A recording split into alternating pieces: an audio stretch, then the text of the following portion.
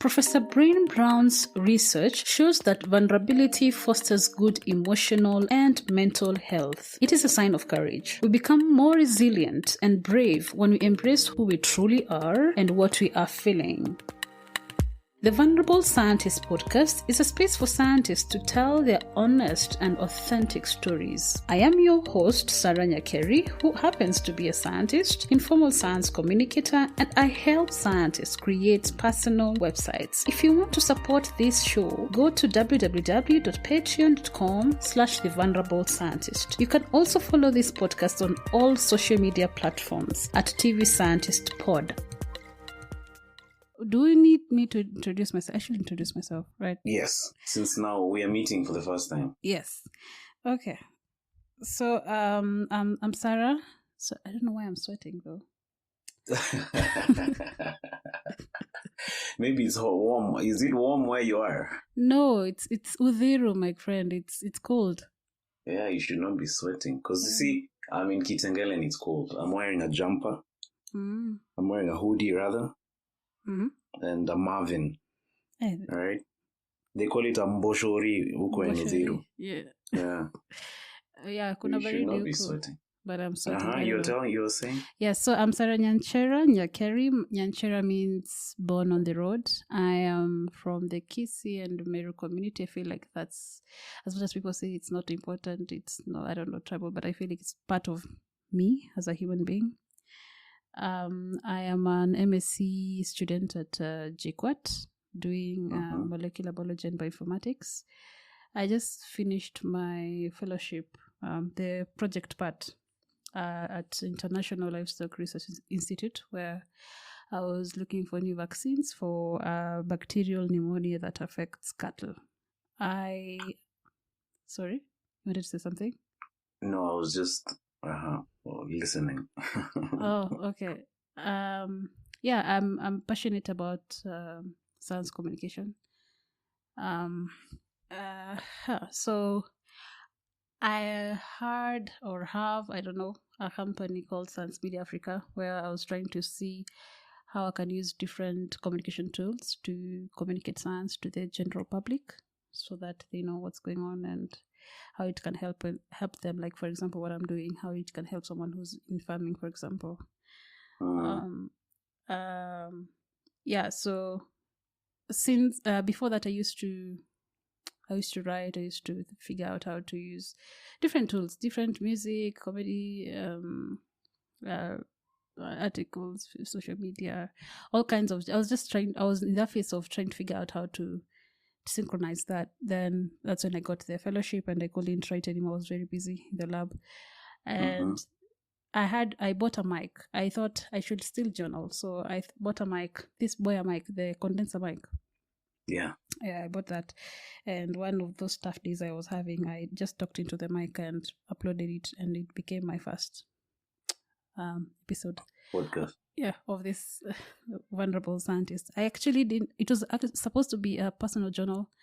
Then I sent it to some people who are in academia, who are doing their PhD and MSc. And they're like, I'd like to come to your podcast and talk about, the things that people don't talk about. It's not about science, really. It's just about the things, the struggles, the lows and highs that come with, being a scientist in general. Yeah, so from then on, I've been either people coming to want to talk about their stories,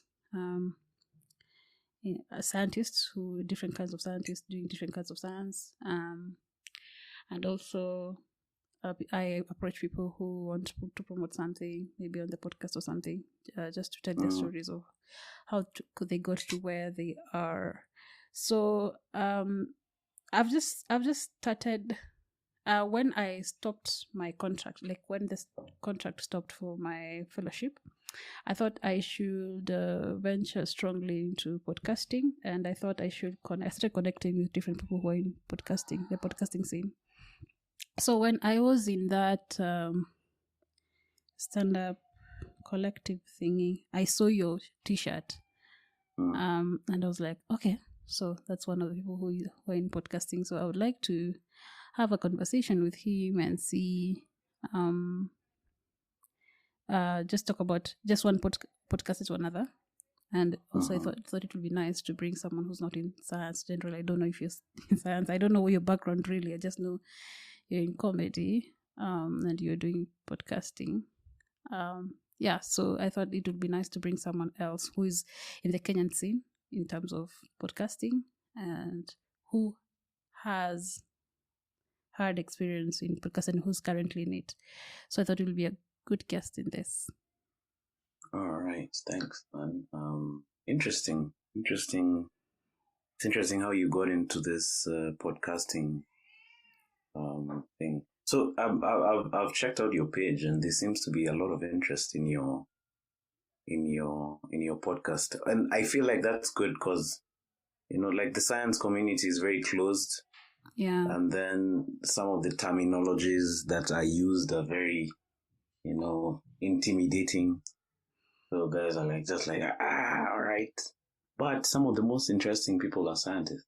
Mm-hmm. And if you look at podcasts like Joe Rogan, who all podcasters look up to, he tries to bring in people like you, people like the people in your community, just to talk about the things you're working on, but in a more palatable manner, which I think is lacking. Yeah. So yeah. All right. I can also give you a background about myself. My name is Emmanuel Kisiang'ani. The G has an apostrophe. Yeah, so it's Kisiangani. But I just prefer just telling guys Kisiangani because the pronunciation tutorial is normally hard work. Okay. So, I've been doing art for professionally. I'm a graphic designer, actually. That's what I'm naturally gifted at. So I did it for years. But in 2013, I used to sit back and I used to watch a show called Tusker Project Fame. And I used to see another guy there called Dr. Mitch. Dr. Mitch was the host of Tusker Project Fame. Did you ever watch it? I heard about it. You heard about it, yes. Yeah, I watched the YouTube stuff. Yes, so they had a show called Tusker Project Fame, and this Dr. Mitch was imported all the way from Uganda to host it. And it was really good, but I was asking myself, Yani, there is no Kenyan guy who can host a show of this caliber. And something inside me was telling me, you can do this, you can do this. So I tell guys around me, but then me, I can host. Obviously, I had no experience, but I had a lot of interests. So I decided to venture into, stage. I started looking for stages. And one of the most open stages was the Churchill Show stage, because they had some sort of structure. You go there on Tuesday, they let you on stage if you're good enough by Thursday. So I went there. After a couple of months, I got myself on stage for the first time. Obviously, it wasn't easy. But after a couple of, I think about a year, they let me host one of the segments. It was called Open Mic. So Open Mic was a part of the show where new comedians would come on stage. So it would be new comedians, open mic. There's a guy called MC Jesse who would do another show called Churchill Raw. And then Churchill would come and host his show, Churchill Show. So I hosted that for many, many months. Then many, many years, actually. And then in 2017, I broke off. I broke off because I was like, I needed something better. I needed to communicate to an audience we are on the same vibration on. Because the other audience was very niche, people in shags. The show would go to places like Kisii, Kisumu, and I never felt like I was connecting with those guys. So I broke off. Then I met a friend of mine called Doug Mutai. I don't know if you met him during the comedy show you attended. Yeah, I met him. Yeah, so we decided to start a local Kenyan English comedy stand-up scene.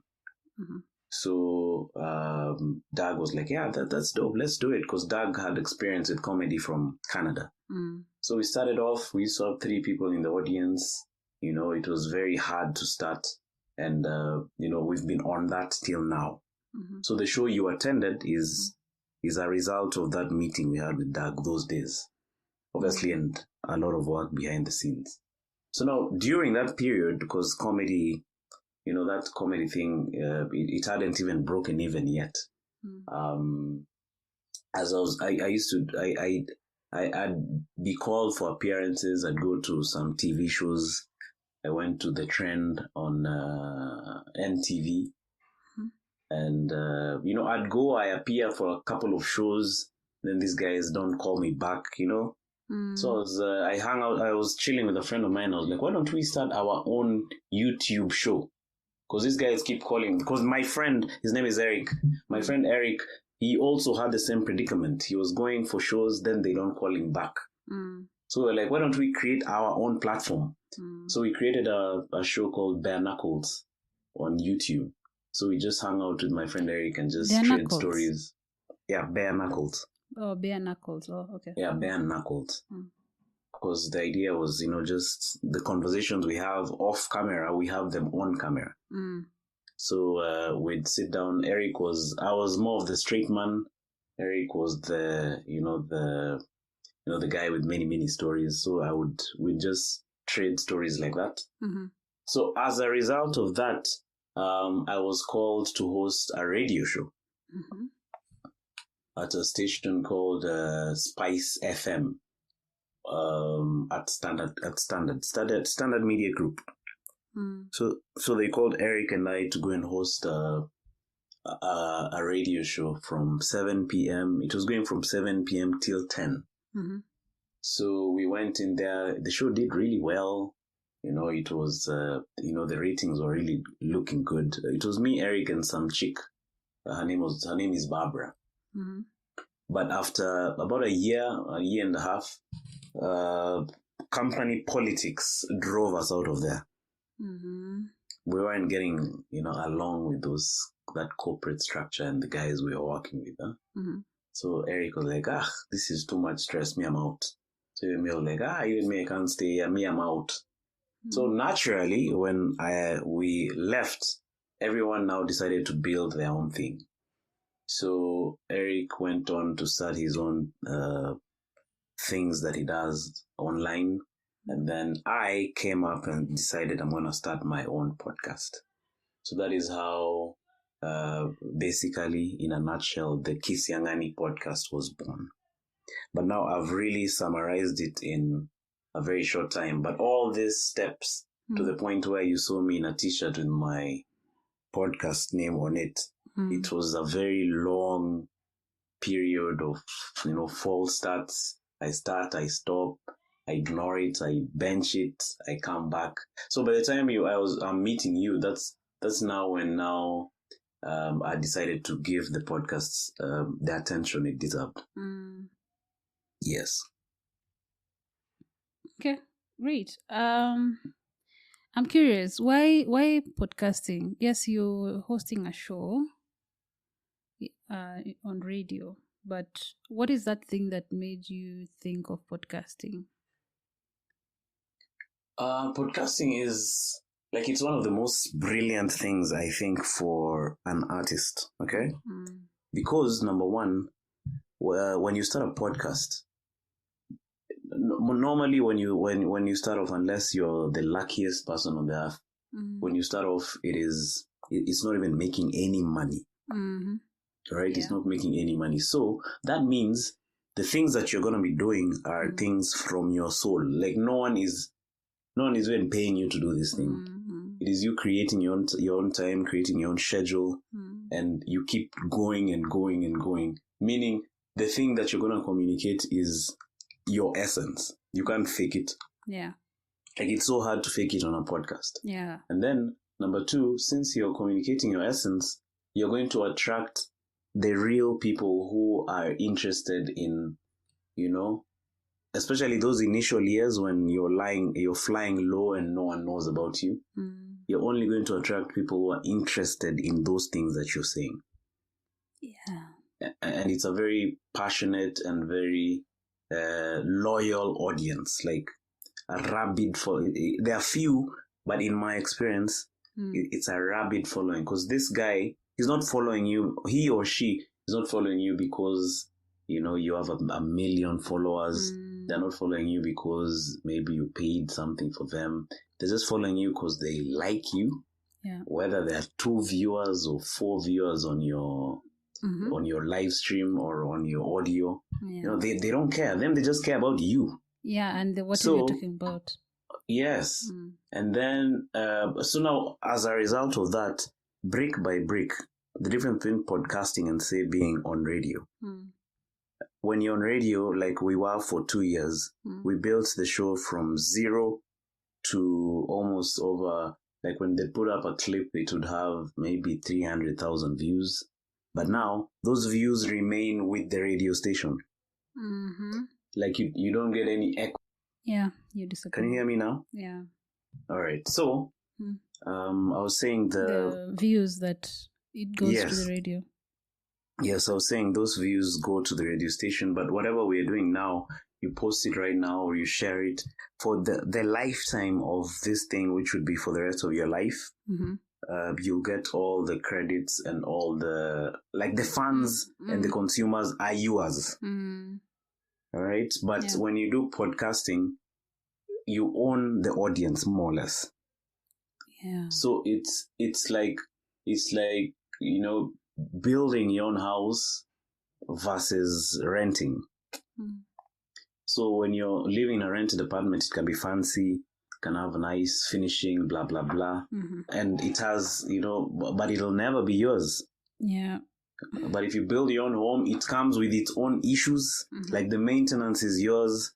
You'll have to be paying the land rates and stuff, but the house still belongs to you, 20 years down the line. So I think normally when I meet all artists, I've not met scientists yet, but most of the people I meet, I just tell them, have you start something, just open exactly what you did. Get your microphone and start talking into a mic, because this is building you. Forget about TV. If TV comes and they give you money, thank God for that. But always have your own thing running, your podcast, your own YouTube channel, your own Twitter space. I think that's where the future is right now. I love that you gave an example of a house. Like, that's just bigger something. Like, you just see, like, a house is yours. It will always be yours. But someone's house you may rent, it's a different thing. It's a different thing. I love that example. Yes, like yesterday we had a show in the CBD. We normally call them roasts. So somebody famous comes there, then comedians roast them. So yesterday we were roasting this lady called Sanaipei Tande. So when I was researching Sanaipei Tande's story, she said... Is that my noise? Just wait a minute. Yeah, there's some noise on your end. Is it an airplane? Yeah. And I'm in Udhiru. I don't know. There's a line here. I don't know. Anyway. There's a flight path. Yeah. I noticed after Kuhama. Yeah. Sorry about that. Yes. Kuja Kitengela. No. Join us in the dust and the chaos. No, I realized about that line after nimehamia some days ago. So. Oh, you've just moved there recently? Yeah. Where were you before that? I was still in Uthiru, but in a different space. But there's a line here just where I am right now. But it's not too bad. Even now, where I am, there's an airplane passing. Pasiski? Can you hear it? No. The government didn't want us to podcast. They are sending planes. Chekituma moja Udhiru na ingine utume hapo Kitengela. Wanaongea vitu important. Okay. So, roasting Sanaipei Tande. Oh, yes. So we were roasting Sanaipei. And as I was researching her story, she says there was once she was on radio. She was working for Easy FM. And then she was in studio doing her thing. But before she got into the studio, she got a message from her GM saying, after you're done, come to my office. So she's like, what the heck is this? So she does her show, finishes, goes to the GM's office, finds the HR director over there, finds the GM, and I don't know who else. And then they just tell her, don't come tomorrow, and give her a check. So she was basically fired. So from there, she just tumbled and went down and started doing karaoke. She couldn't pay her rent. She had to move back home. So when I was on radio, one of the things I'm happy about is I didn't stay long enough to depend on that system for my sustenance. Because now it's like they call it a rug pull in cryptocurrency. Like you're just standing on the rug, somebody just pulls the rug under your feet, and you're gone because the network didn't belong to you. Yeah. So now you have to go and start doing karaoke. But now if you start on your podcast, say now, and give it 10 years, I'm sure you'll not be where you are now. That is if I still keep doing it. Yes, so long as you keep doing it, I am very confident, that you will not be where you are today, and you'll be owning that infrastructure. So I think everyone who's interested, especially for us who are artists, I think it's something very important that people should jump into. What happened to the graphic design skill? It's still there, but I don't use it much. I think I only use it for the people who really knew I used to be into graphic design.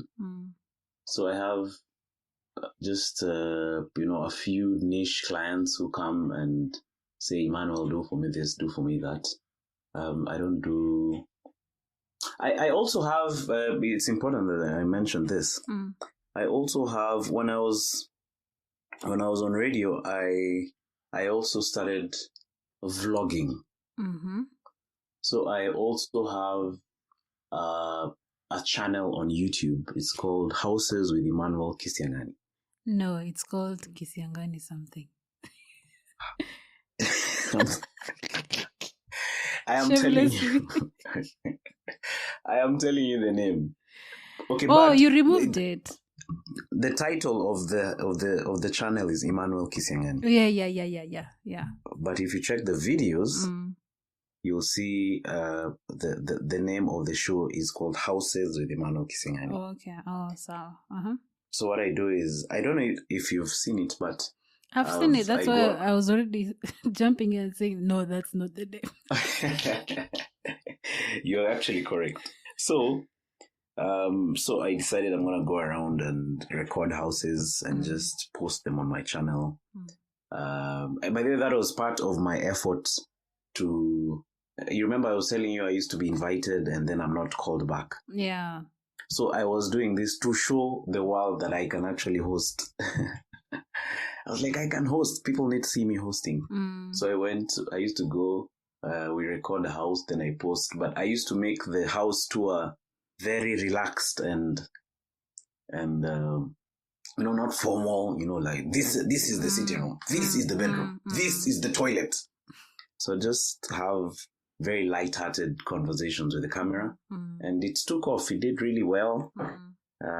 It started slow, just like the podcast said, slow, but after a while, it just took off. Right now, it has about 8,000 subscribers. Yeah. Although I am at a place where I want to change it up. I want to start doing houses outside Kenya. I want to go to Rwanda. I want to go to Uganda. I want to go to Senegal, because I feel like so many people are doing it, so I need to do it slightly differently. So that I can just grab a niche audience. So the reason I mentioned that is that now is what I use to. From that, I've gotten quite a number of clients. So basically, that is what I use to make my money on a month-to-month basis. Wait, you got a lot of clients on what exactly? On that YouTube houses thing. Oh. Yes. So people call me, they're like, come record my house. So I go, I record, I charge them, and then I go on to the next one. Some are recurring clients who I work with on a month-by-month basis. So, so I just mentioned that to show that you can start from, basically nothing with these online things. And, it reaches a place where it gives you your bread and butter. Okay. Wait, ni Kisiangani ama ni the fire Fire Podcast Network. Which is which? Fire Podcast Network is where I just do the podcast, where I'm just sitting and talking about life issues. Oh. That is now a podcast on its own. Then the Kisiangani is... And then Emmanuel Kisiang'ani, this one for houses, is a vlog. No, that's a different thing, right? Yes, it's a totally different thing. Yeah, but I'm asking the podcast itself. Is it the podcast, Fire Podcast Network? Because I can see on Spotify, there's Kisiangani podcast. The Kisiangani podcast. Let me break down what I'm doing with that. Okay. The Fire Podcast Network is like I was working at the radio station. The radio station was called Spice FM. So Spice FM was the house we were living in. So inside the house there was a room called Adults in the Room. So Adults in the Room was our show. And then there was another show for the afternoon, Spice Drive. Then there was another show for the morning called The Situation Room. So my vision for this Fire Podcast Network is it's just not going to be me. So I plan to the Fire Podcast Network is just going to be like the studio. In fact, part of my plans is to get a space in the CBD, and then I just create a studio.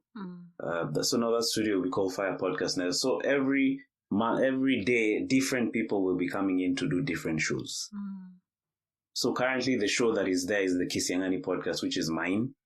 But now the vision is just not for me to just be doing my own podcast. I want to help anyone else who has a voice just to come to the studio, and then they do their podcast from there. So my goal is just bigger than just me sitting and doing a podcast. I want other people to come there and be able to host their podcast from there. So now they don't have to think of going to buy a mic or to go and buy a roadcaster or to buy cameras or live streaming equipment and stuff like that. I just want a space where somebody can walk in, do their show, and just walk out. Then us, we worry about broadcasting the show.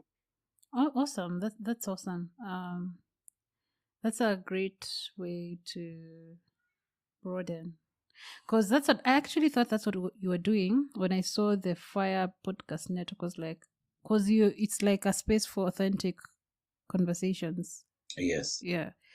I think that's one of the things that actually attracted me to this podcast. Was like, because now my podcast is about the themes are authenticity and honesty. And that's why I was attracted to that. I was like, and I also like the conversation that you're having with the podcast now, the Kisiangani podcast, the discussion that you're having there, because they're important discussions. It's more about vulnerability. Yeah.